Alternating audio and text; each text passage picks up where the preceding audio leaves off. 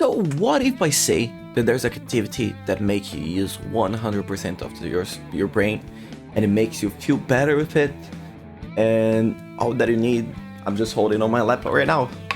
Hello ladies, gentlemen, and others. Pedro's here, and like always, Pedro's play guitar.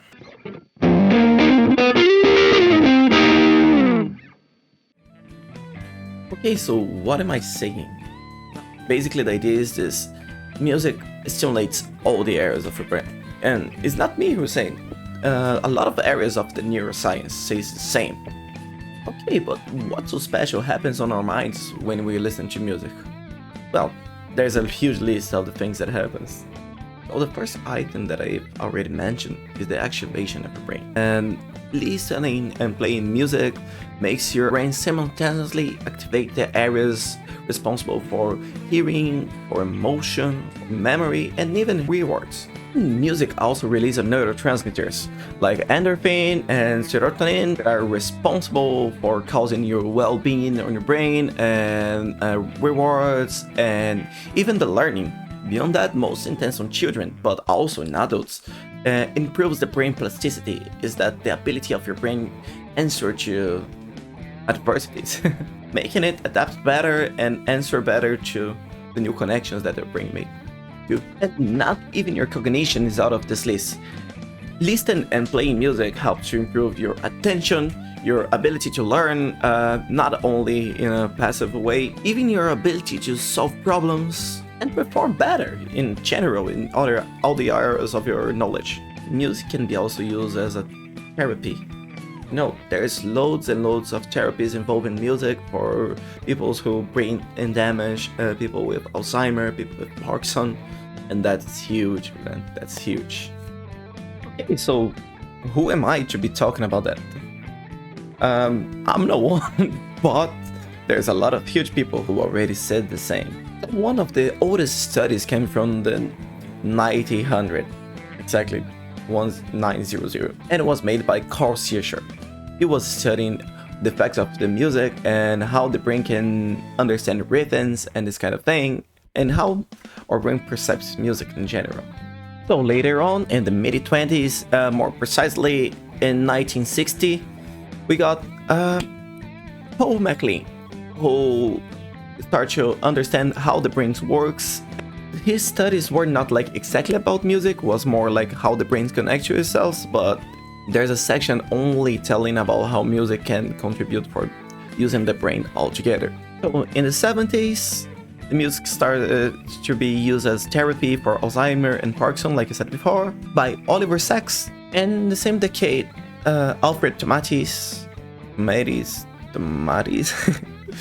was studying how to use music to improve the language skills and the in general mode to activate better your brain.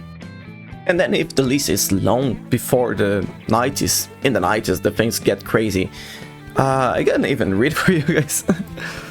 So in the 90s we got the magnetic resonance that was enabling us to see in real time the effects of the music in the brain.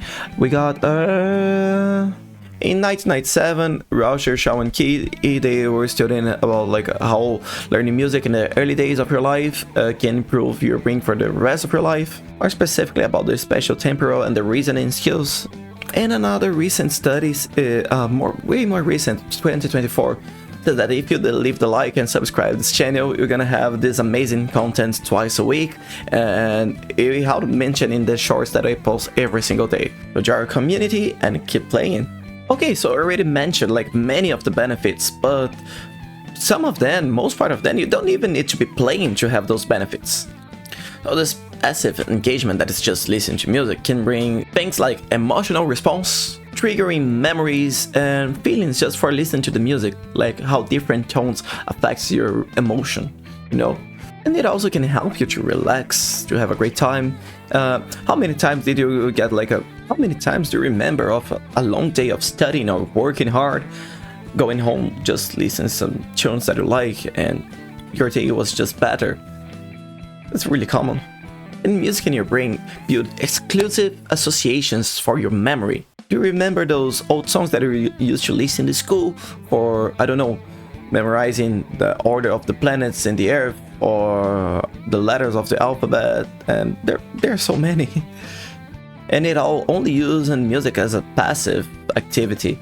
When you start to work with music, literally actively learning and playing music, first and most obvious things, you got the ability to focus and engage on harder things. You got the coordination that you improve a lot, and even your problem solving skills.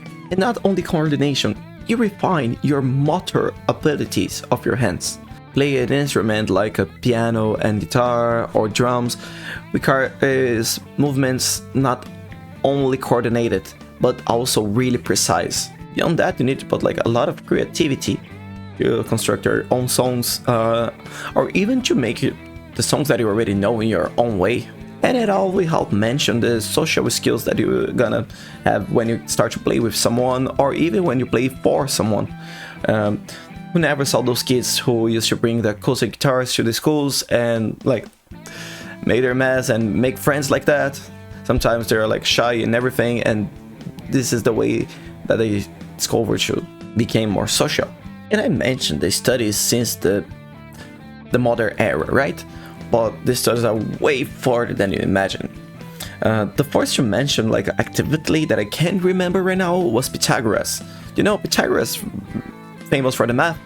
Well, he used to say that the 4 pillars of acquiring knowledge and to be like a wise man, it is arithmetic, astronomy, geometry, and guess what?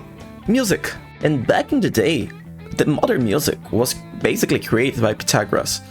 He was the one who studied like how a string of a guitar or a piano, for you that doesn't know, piano has a lot of strings, one for each note inside it, how they work, how the length of the string and the consistency of them make them vibrate, and specifically frequencies to make the music happen, creating this way the octaves and the fifths.